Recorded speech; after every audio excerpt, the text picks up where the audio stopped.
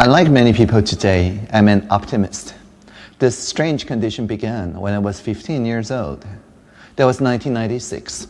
I discovered that the future of human knowledge is on the World Web, and all my textbooks were out of date.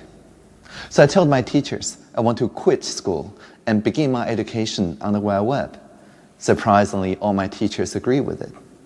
And I founded a few web startups after that and discovered this wonderful internet community that runs with this crazy idea, an open, multi-stakeholder political system that still powers the internet today. Today, as Taiwan's first digital minister, I'm bringing the lessons that I learned when I was 15 years old.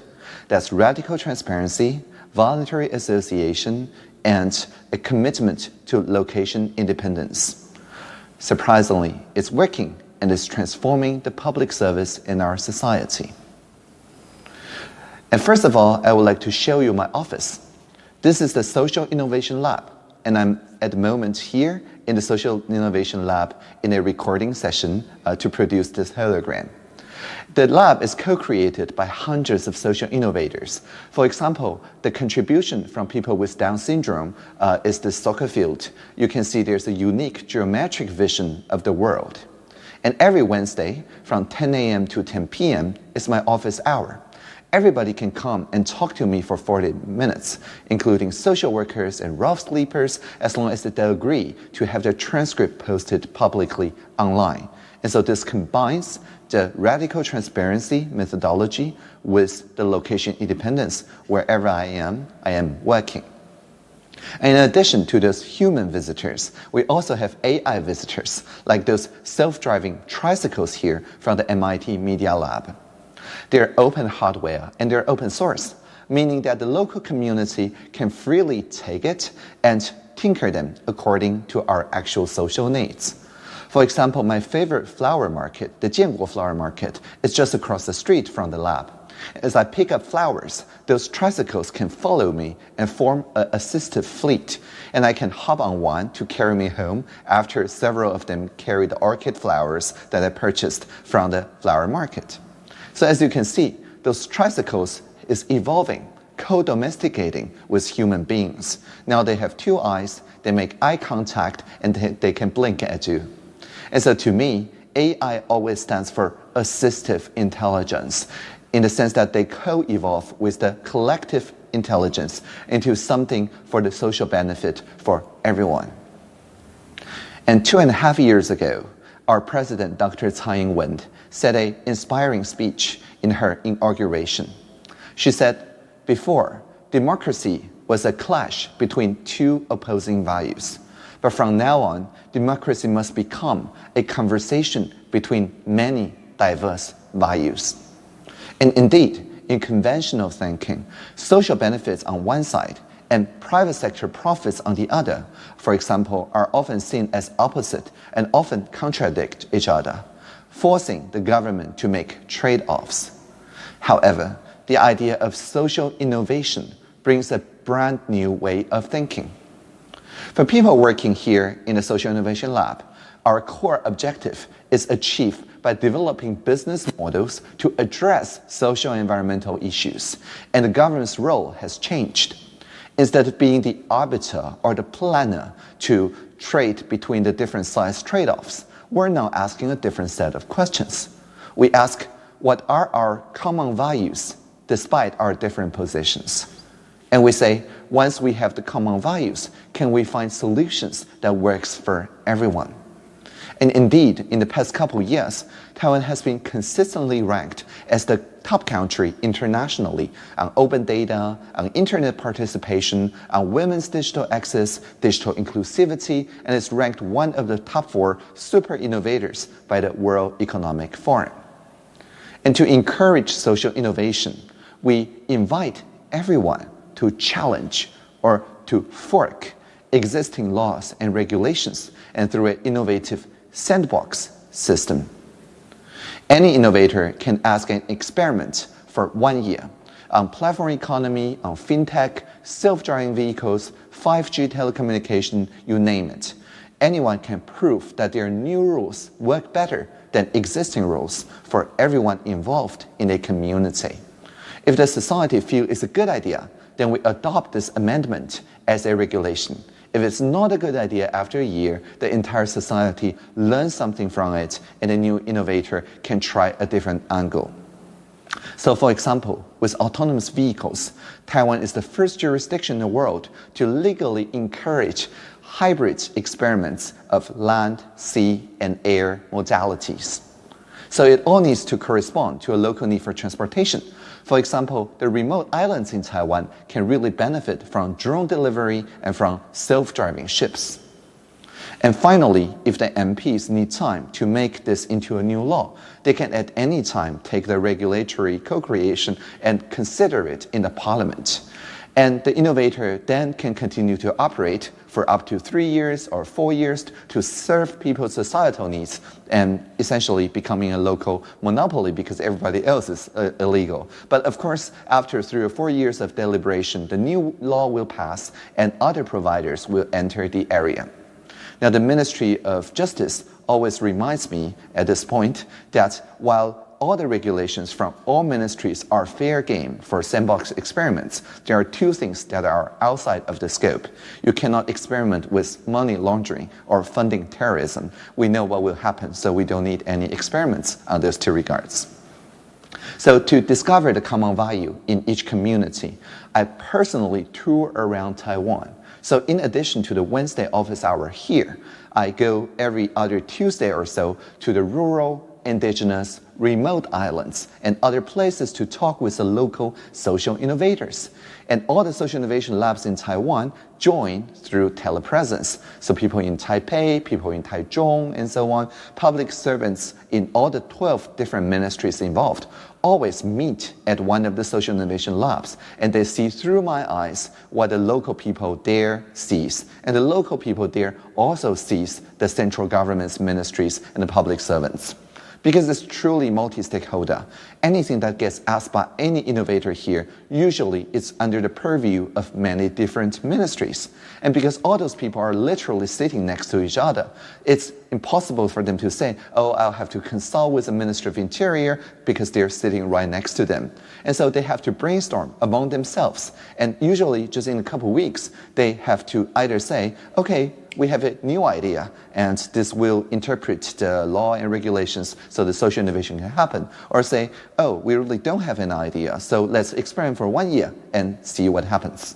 Almost always, 90% of the time, they choose reinterpreting the regulations, and that gives the social innovators a lot more room to pursue their innovations. And if they do enter the sandbox, of course, we have the demo field for the people to experience it firsthand too. So starting this March, anyone can see those self-driving tricycles and vehicles and buses and whatever running around in the Shalun Smart Energy Green City. And the city is called the Taiwan Car Lab. The Taiwan Car Lab lets people, like visiting a zoo, see how they react to real-world situations and share how they feel about it. And to listen to people's feelings, we often create an interactive survey called Polis. And on Polis, we ask people how they feel about, for example, autonomous driving, or about fintech, sandbox system, or about social enterprises in the law, or about platform economy in general. And instead of a pre-written poll, Any citizen can contribute their policy suggestions in a multi-week conversation moderated by an AI. And anyone in our national e-participating platform, the Join platform, can collect 5,000 signatures and summon me anywhere to run this kind of consultations. So we choose the focused conversation method, or the ORID method, invented in Canada, that involves 4 stages. The first stage is called facts, where we collect evidence, first-hand experience, objective data that anyone can contribute. And then after that is confirmed by all the stakeholders, we send them out as a handbook and collect everybody's feelings about the same facts. You may feel angry, I may feel happy, and it's all okay. And after a few weeks, people eventually converge on their feelings that resonate strongly with everybody. Then we talk about ideas. The best ideas are the ones that can answer a common how might we question that address the most people's feelings. And finally, we hand them to the premier, to the ministers who integrate this into legalese and sign them into collective decisions. The main innovation in the polis system is that they show each group how their shared sentiments are received by other groups. And because it lowers people's antagonism, because they can see that the people on different sides are actually your social media friends. You just didn't maybe talk about this thing over dinner, but they're not nameless enemies. And also, because we take away the reply button, it's impossible to make a personal attack to some other person. If you see a few sentiments that doesn't resonate with you, you're then motivated to propose more eclectic, more nuanced sentiments for other people to vote about. So instead of distracting over time, we attract consensus over time. And after we get a set of feelings that resonates with practically everybody, we always see this particular shape. That is to say, most of the people agree with most of their neighbors most of the time about most of the things. While the social media and the popular media may focus on the 5 things that are divisive, actually on the 95% of things, people do have a rough consensus. And so then it makes it much easier for the government to meet with all the stakeholders and check with them on the rough consensus one by one. And so by collaborating with the civic sector, we're building a robust environment suitable for social entrepreneurship to grow, with the power of the civil society brought into the full play by giving the people the power to set the agenda. And in fact, Taiwan is home to one of the world's largest civic technology communities called GovZero, which started in late 2012. In the very beginning, GovZero was just a domain name, G0v.tw. And whenever the civic tech community sees anything that the government does and they want to do something that's better, that's more open, more inclusive, more collaborative, instead of protesting, they can just tell people to change the website address, which is always something that gov.tw, into something that g0v.tw. By changing the O to a 0, you get into the shadow government. So in the last 6 years, not only the GovZero communities created hundreds of alternatives or forks of public services, but all of them is open source, meaning that if citizens think it's a good idea, then in the next procurement cycle, the government would just merge it back. And because GovZero, the logo, the domain name, there has no patent or trademarks. We see g0v.it for Italy, and we see the G0v chapters coming all over the world.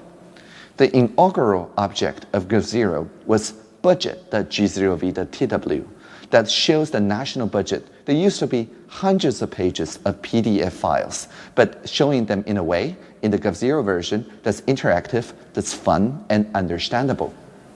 Anyone can click on one item and drill down to exactly the part of the budget that they care about and start a real-time conversation around that particular budget item and the spending and the procurement and the KPIs around it. And today, in the government website, join.gov.tw, we actually merge back this civic innovation. So you can see all the hundreds of the ministry's projects, all their KPIs, all their procurements, and anything that you make a public commentary will be met with real-time response from the Career Public Service. And so in this way, when we talk about open data, we're not just talking about open government data, we're talking also about citizen science, open data contributions in data collaboratives around the entire society. So in addition to turning budget items into social objects that everybody can talk about, people also make their own data to talk about. For example, this is the GovZero Air Pollution Observation Network. This project links the simple air quality sensors called Airbox, which is becoming very popular. More than 3,000 those €100 or so devices is applied on all the different schools and so on, in balconies in Taiwan, so that all the interested people can provide real-time air quality information on their own places. And an exceptional advantage in Taiwan is the full support, not rejection, of the government. As part of the forward-looking infrastructure plan, we launched the Civil IoT program with a 4-year budget of around $150 million. In the program, all we do is making this enormous amount of environmental data on air products, meteorology, water resource, earthquake, disaster relief, and integrate them into a high-speed computing environment. So everybody can collaboratively discover the correlation between social activity and environmental phenomena. And we use distributed ledgers, for example, to make sure that nobody can change each other's numbers. And previously, establishing effective dialogue about public policies around environment was difficult around the world. And so we're committed to disclose all the factors related to air quality, to the whole society, and indeed to climate change, academic communities. And we're very proud that these related product and algorithms are applied all over the world.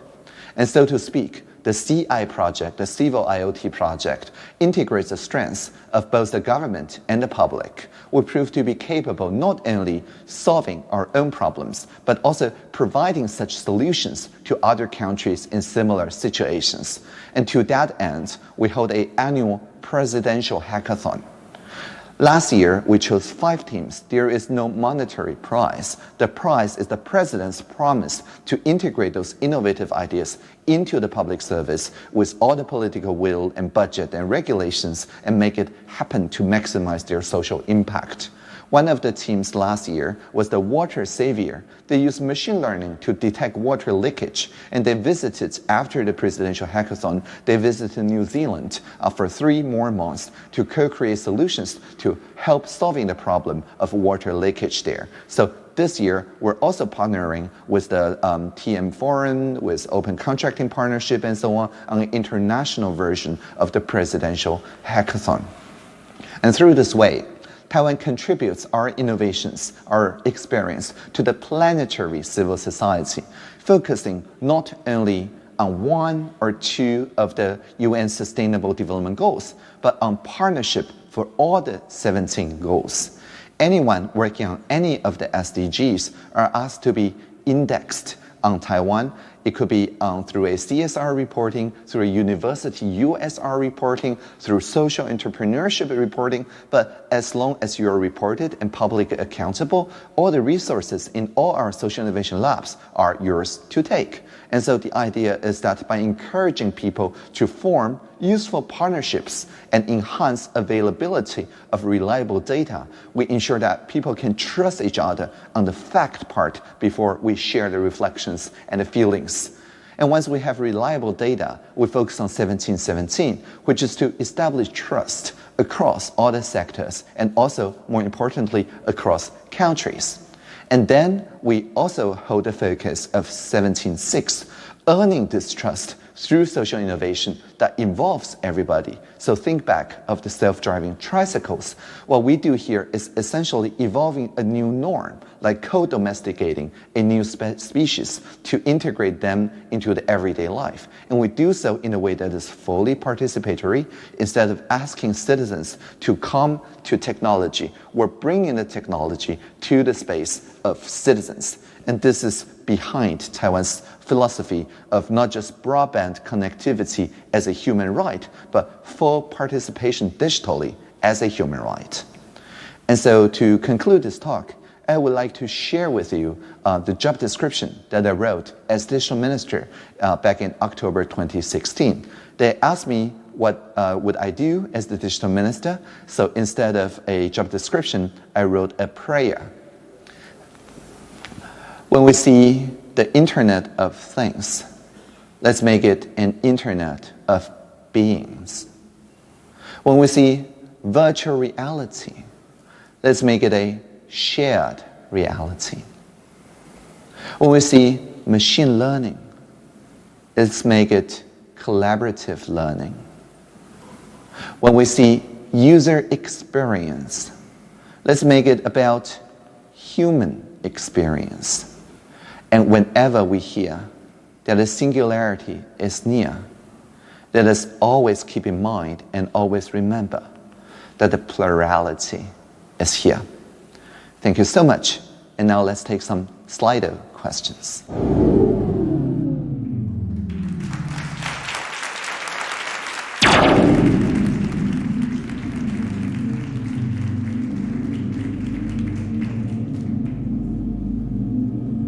Kann ich gehen?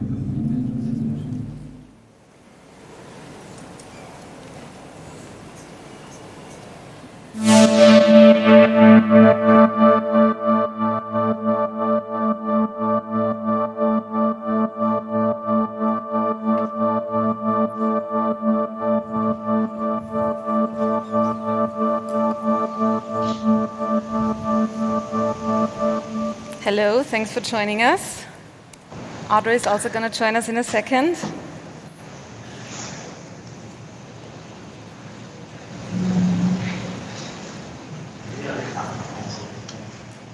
Hi, Audrey. Hello from the Social Innovation Lab. Hi, Audrey is calling in from the future. It's like 5 in the afternoon in Taipei right now. So yeah, welcome from the future. I have to say I'm super excited to be moderating this panel. Audrey and I met in 2016 at the GovZero Summit, the community that she just presented in Taipei. And her work has really inspired me since then. You've heard it in her prayer and her talk. She's a true visionary. She's been working on improving democracy, increasing transparency, pushing for more citizen participation. And she does that in a very unique, interdisciplinary, inclusive, and radical way. And I'm super thrilled that we can ask you some questions now. And when I say we, I also mean you, the audience here, and the people who are following us in the live stream. We've set up a Slido deck. You can see the domain here through which you can submit your questions. You don't have to install an app. That's the good news. You just enter the domain in your browser and you can submit questions, and we're going to take them in, and Audrey can see them as they come in. But to warm us up, I'm going to ask some questions first to Audrey, because I think it's always interesting to get to know a person better in order to understand the approaches of someone. So when I was preparing for this talk, I read an apolitical piece with the headline, "Audrey Tang is bringing hacker culture to the state." And I know, Audrey, that you say of yourself that you're a conservative anarchist and that you practice radical transparency. So please tell us, what kind of anarchy are you bringing to the Taiwanese government? Certainly. So the conservative kind. By conservative, we mean that we respect the traditions of our indigenous people, of our heritage, of the economy that is built on solidarity and all the good things. But we introduced anarchy into the central government in the sense that I'm a minister across all the ministries. In Taiwan, we have 32 vertical ministries, each with a vertical minister that cares about culture, about interior, about transportation, communication, and so on. But above the 32, there's 9 horizontal ministers, and one of the 9 that coordinates the ministries. Now, my office is unique in that I can poach at most 1 person from each ministry. So technically, I can have 32 colleagues. And I don't give them orders, I don't take orders from them. All I ask is that they work out loud, that is to say, to participate in radical transparency so that we can coordinate freely across ministries. At the moment, I have 22 colleagues, so not quite all the ministries, like the Ministry of Defense has yet to join, but mostly they were very happy to finally have a chance to coordinate with other agencies and ministries freely in a way that is open to the public, and they get a credit because of radical transparency, while I absorb all the risk. So that is a kind of voluntary association that we're working on. When you started, because you used to be a civic hacker, and you were working with government from outside, right? So were there any culture clashes when you joined, when you all of a sudden were inside government? Were there any, like, what were your first changes? Could you bring your own computer setup, for example? Yeah, the first thing I did is literally recompile the Linux kernel for our internal cloud, because I really want to get this what we call sandstorm.io, which is a privately hosted productivity suite that's actually a security product. And so we got our Department of Cybersecurity to hire top-notch penetration testers, let's say the white hat hackers, to attack the system for 6 months. And they finally say, after filing 3 CVEs, that's like medals of honor in their trade, that says, oh, this is completely secure. And after that, we're able to just get anyone in the public service to develop any system without worrying about cybersecurity and authentication and things like that, while enjoying the best that free software has to offer, like Rocket Chat, like the Trello, like Weekend Board, like the EtherCalc, EtherPad, you name it. And so I think that is really very symbolic in that I recompiled the kernel as my first act in the government, because the idea of a digital workspace is really something that people really not only have to access to, but actually have the trust on. And by giving the radical trust to anyone in the public service to develop their own apps and distribute it immediately to the entire public service, I think this embraces my attitude, which is I'm a public servant of public service. So yes, there are some cultural changes, but I think it's mostly for the positive, for the better.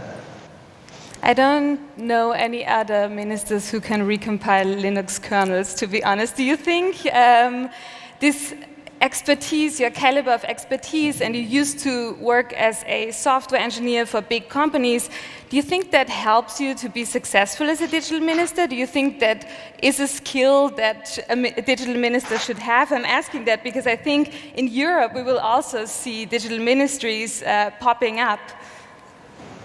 Yeah, certainly. So a couple of things.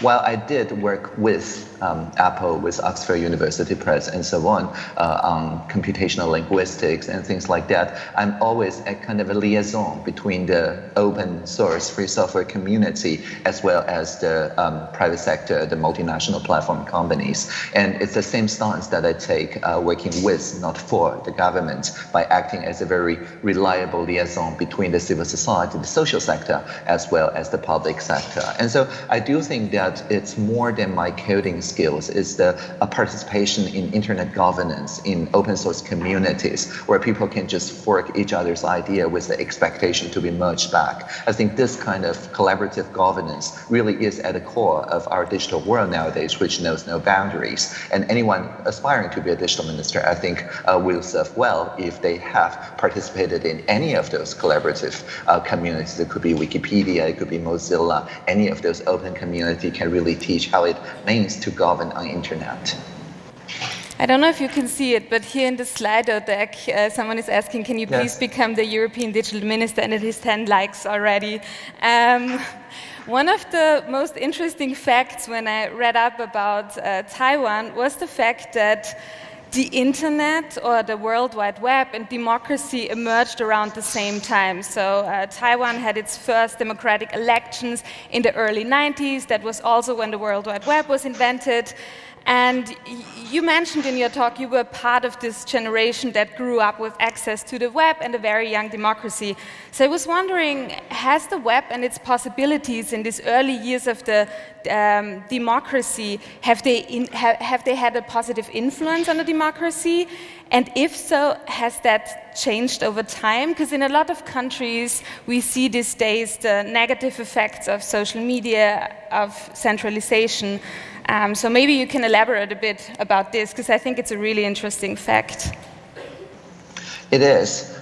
So I think in Taiwan, the fact that our first presidential election came after the popularization of World Wide Web really means a lot, because that means that people is very versed in a kind of participatory democracy even before the representative democracy system gains legitimacy through a direct presidential vote. And so that means that when we say fork the government, we're building on a social sector that actually has a lot more legitimacy because they had decades to build on legitimacy than the central government, than the president herself. And so I think it really contributes to the idea of that people taking social innovation to their own hands. Whereas in other democracies, we see the term tech for good that mostly talks about the goals, the ends of technology. In Taiwan, we always stress the means, that is to say, the open participatory nature. And now, as for social media, I think it's very telling that Taiwan's largest equivalent to Reddit is open source. It's called PTT. It's still maintained by academics, students really, in the National Taiwan University. And I think that is really telling that we have a, Reddit-like that cannot be bought by large multinationals. Let's talk a bit about social innovation. You mentioned that there are more and more businesses oriented towards the social benefit and not so much towards profit. There are also some in Germany, of course, and this is very close to the mission of a government who wants to serve his people. So the values are aligned, as you mentioned. Can you briefly tell us, what's the definition of social innovation for you? Because I think there's rarely any business out there that would say hey, we're anti-social innovation, right? So what's the distinction and what's the definition for you when you talk about social innovation? As I said, a social innovation is innovation with not just the goals to better the society, but actually the means to innovate with the society. So a key question to ask is that, can I fork this project of social innovation? Is it possible to take whatever the innovator has already had and take it to a different direction, whether the governance itself is open? If it is not open, then it may be a corporate social responsibility project, but ultimately it's controlled by the corporate governance idea. But if it is truly social innovation, then anyone can take the idea, just like the blockchain system, distributed ledger system nowadays, that people can just invent their own fork of it. Many of them will fail, of course, but that is why we democratize the broadband as human right and things like that, so that people can try 1,000 different ways and finally amplify the one that actually serves a social need. Can you give us an example of a social innovation that you really like from Taiwan? Certainly. Right, so actually GovZero, right, is a social innovation. The GovZero movement doesn't even hold any copyright or trademark or patent on the logo, so that anyone, like in Italy, they have set up g0v.it so that you can see a forked version of the Italian central national budget, and people can drill down to each and every item to have a real conversation about it. And that's the inaugural G0V Taiwan project. And so just by getting this meme across that anyone can register a forked version of a public service and make one better, but relinquishing copyright for the government to take back when the government is ready to, incorporate the prototype, I think this is already a great social innovation that is widely replicable, and we do see it replicated in other parts of the world. Mm-hmm.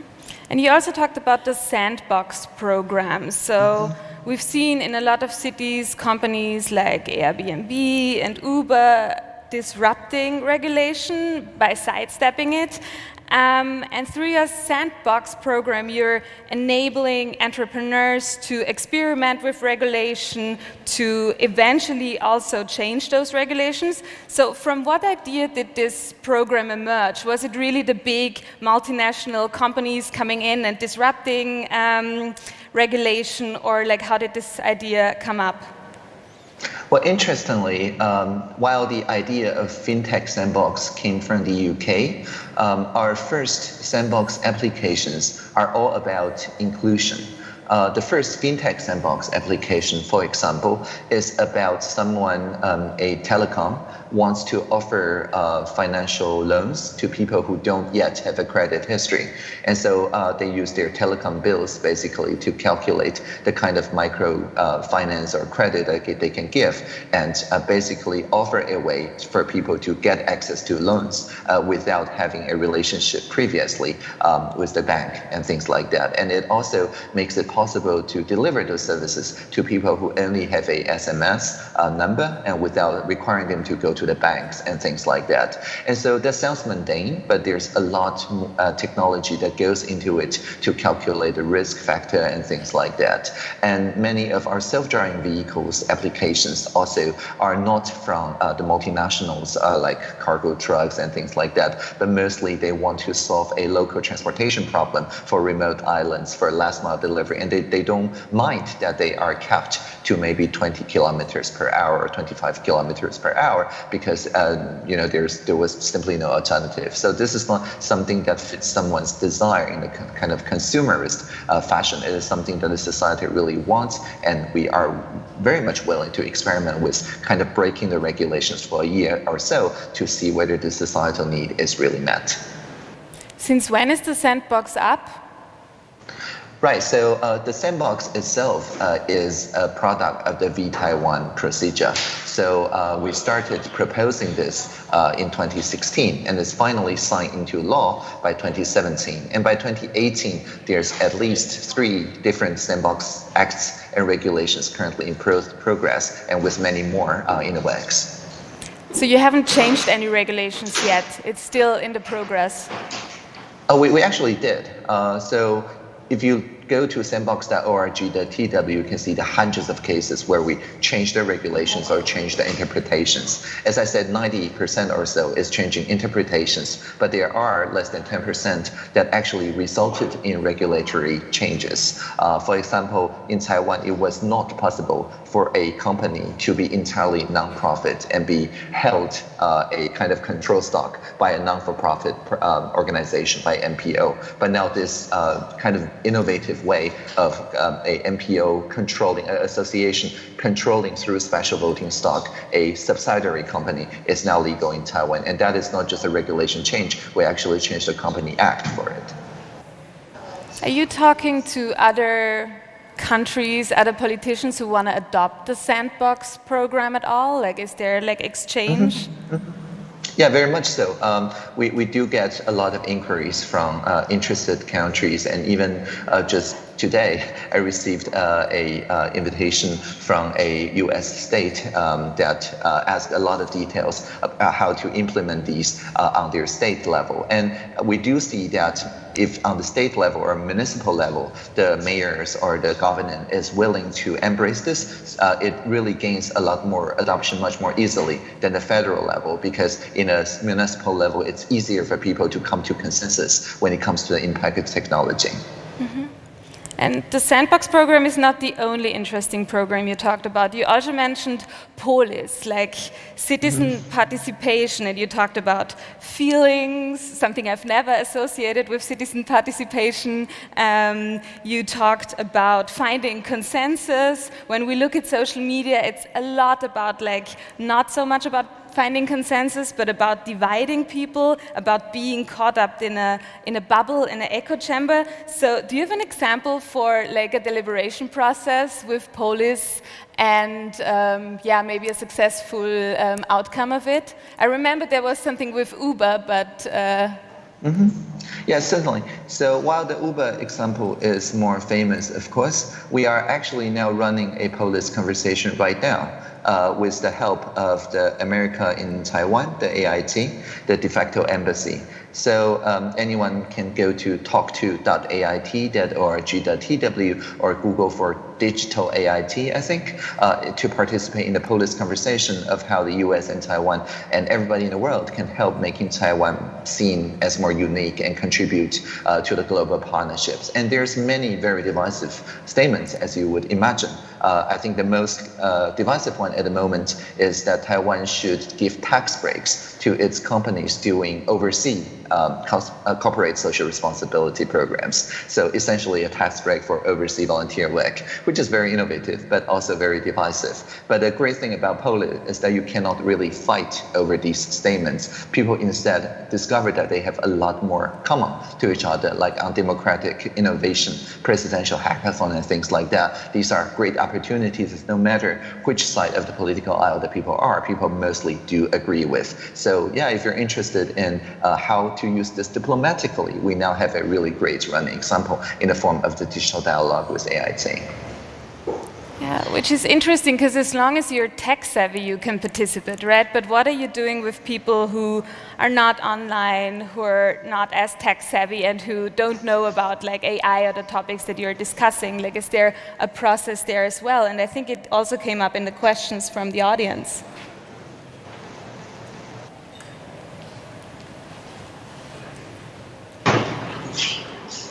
Yes, definitely.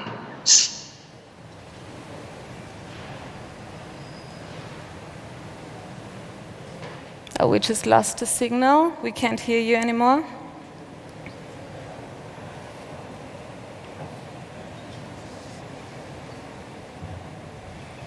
Okay, we're trying to call again, maybe. All right. We'll call you again, Audrey. Yeah, talking about tech savviness and about technology, and it immediately breaks up. Hello. Hi, Audrey. You're back. Okay, right. So we didn't hear your answer to the question, so it would be great if you could repeat it, please. Right. So yeah, the wonder of technology. So anyway, so my answer to the question about the inclusion is very simple. We bring the technology to the space of people. We don't ask the people to come to space of technology. And so, for example, in our e-petition system, while it's true that anyone with 5,000 counter-signatures can summon me or summon any of the ministries to the locality to solve a local issue, we actually do our deliberation in that locality. If it's about people fishing, we do that in a fishing harbor. If it's about a local hospital needs, we do that in a local town hall. If it's about the Marine National Park, we have a conversation right at the Pescadora Island. And so basically people still participate just as regular town halls. We never use digital technology to replace those town halls, but rather we use them to amplify the town halls so that the entire island, indeed the entire world can see it. And also it is the record keeping is done in a way that preserves the entire context of conversation. And so I think that is our philosophy, is always augmenting face-to-face collective intelligence, is never replacing it. Yeah.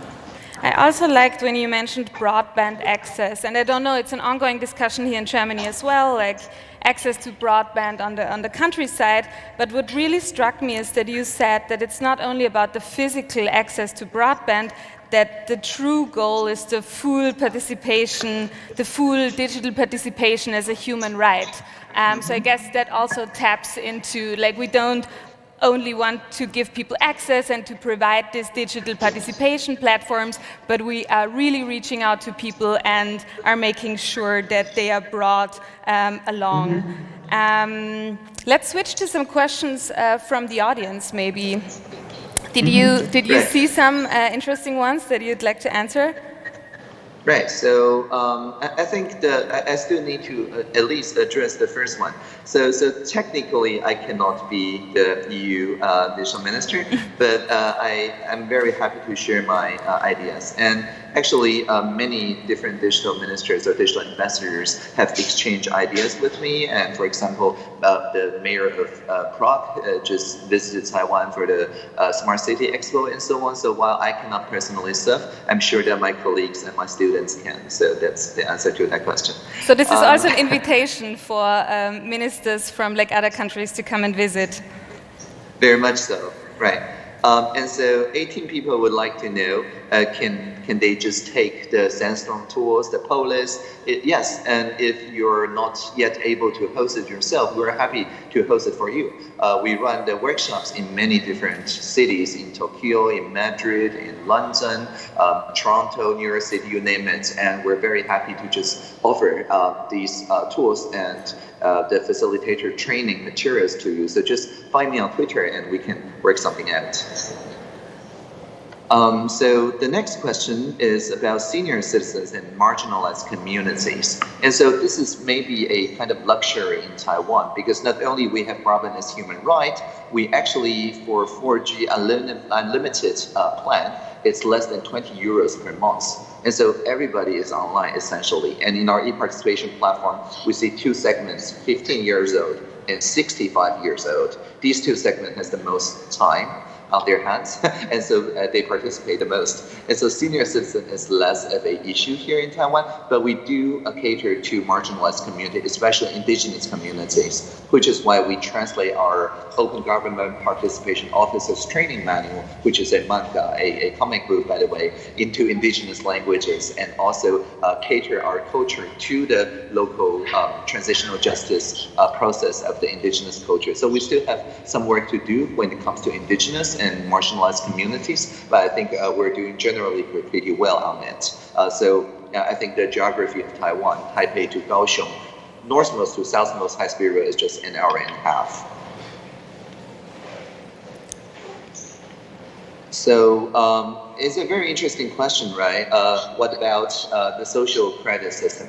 It's a very interesting polar reverse, right? Whereas all the participation platform that I talk about basically makes the government radically transparent to the people. A social credit system makes the people radically transparent to the state. And so we're with the PRC, Taiwan is racing to a very different, I would say, almost opposite direction. And so I'm not worried that when we run in the opposite direction that we'll end up where Beijing is currently at the moment. But I will say that we provide very different examples of what the same internet technologies can do, but the reversed direction of transparency and accountability, I think will play out in the years to come. Yeah, is data protection and privacy, are these topics that are widely discussed in Taiwan? Very much so. We actually, our Personal Information Protection Act is a copy of the European Personal Data Protection Act before the GDPR. And now we're working on GDPR adequacy, so adding to our regulatory system a centralized data protection authority, all the different data portability, explainability, and so on. And so we're fully in line with the European values of seeing data as beginning of a relationship, not as an asset like oil. So the next question is, how do you reach the public for participating? We've already touched upon this. Yes. So I think that the key point here is sharing agenda setting power. Too much public consultation is the government already having an agenda and essentially just asking for public consultation to provide the minute implementation details. But all the participation forums that I mentioned flips this around. Is government essentially saying we have no idea what to do. We don't have first-hand experience of these emerging issues that the society says that it needs, but we don't have any idea. So basically, by opening up the context of policymaking, of asking why to the people and admitting that we have no idea, and allowing people to set an agenda wherever and whenever they want by summoning people over the internet or to the real town hall meetings, all these ensures that the citizens feel empowered to set their collective agenda. And I think that is our main philosophy. It's not the government saying that we should discuss something. It's rather civil society making sure the government thinks of something. Yeah, so tapping into into expert networks, like inviting them as experts to discuss like issues with the government and ministries. Very much so, yes. The next question, what advice do you have for public servants who want to encourage more citizens taking part in government, in participation processes, basically?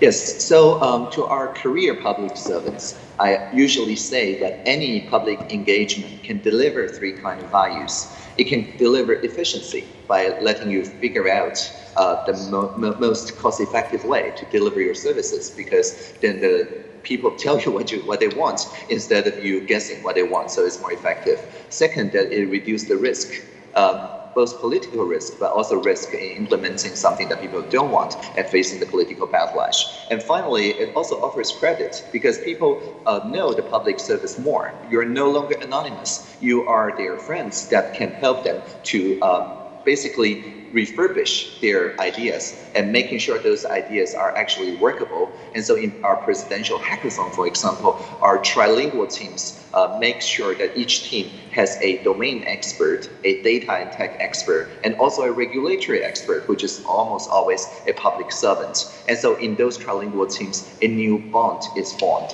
And so my suggestion would be, don't trade one for the other.